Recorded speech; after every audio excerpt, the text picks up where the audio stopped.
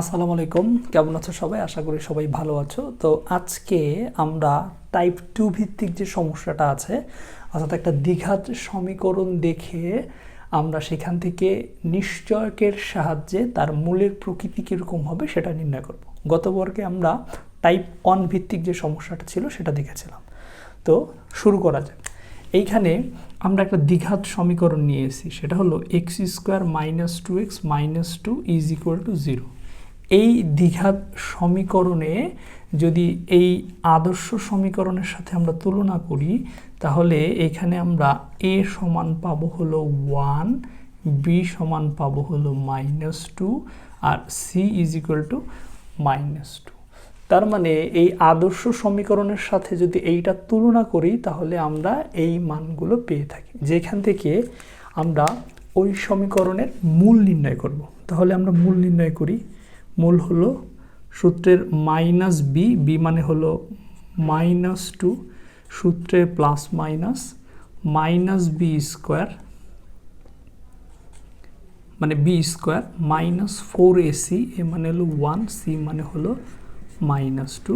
এইটা থাকবে রুটের মধ্যে, আর নিচে হলো 2 ইন্টু এ মানে হলো 1। তাহলে এখানে আমার শুধু 2 প্লাস মাইনাস 4 মাইনাসে মাইনাসে প্লাস 4 দুগুণে 8, আর এখানে কত আসছে 2। তার মানে আমার এখানে কত 2 প্লাস মাইনাস রুটের মধ্যে 12, নিচে হলো 2, এখানে কত আসবে তাহলে 2 প্লাস মাইনাস, এটাকে ভাঙলে আমরা এরকম লিখতে পারি 3 to 4 2, তার মানে 2 plus minus 2 root over 3 divided 2। এইখান থেকে যদি আমরা x1 মূলটা নিয়ে থাকি, সেটা কত আসবে 2 plus 2 into root over 3 divided হলো 2, যেটাকে সহজে করা যাচ্ছে 2 ইন্টু 1 প্লাস রুট ওভার 3 নিচে 2, তার মানে এই 2 কেটে দিলে 1 প্লাস রুট 3।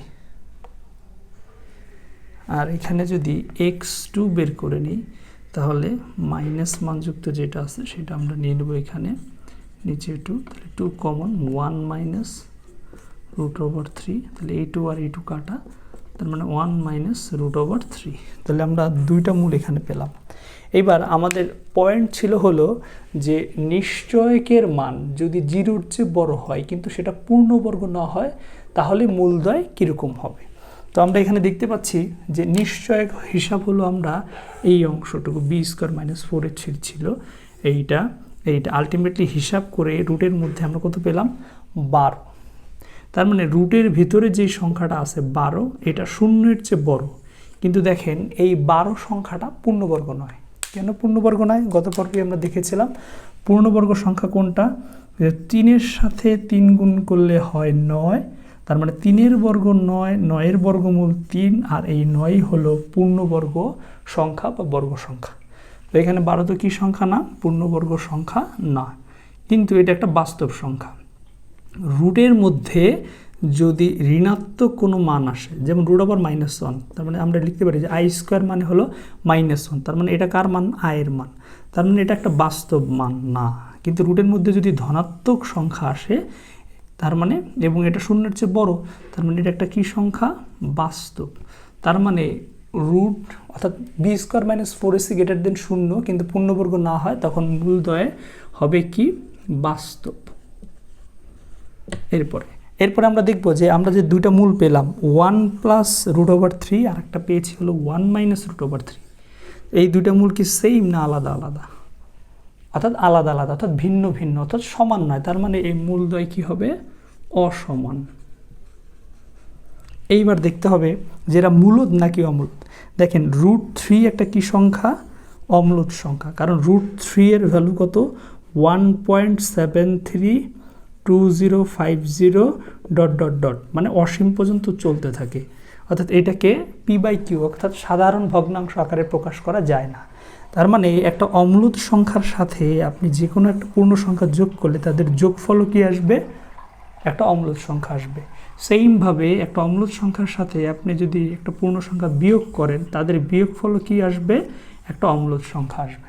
তার মানে এইটা 1+√3 1 - √3 এই দুইটা সংখ্যাই কি হবে অম্লজ সংখ্যা। তার মানে এইখানে যে দ্বিঘাত সমীকরণটা আমরা নিয়েছিলাম x² - 2x - 2 = 0, এই সমীকরণের মূলের প্রকৃতি হবে বাস্তব, অসমান এবং মূলদ। আশা করি সবাই বুঝতে পেরেছ। পরবর্তী ভিডিওর জন্য অপেক্ষা করো। ধন্যবাদ।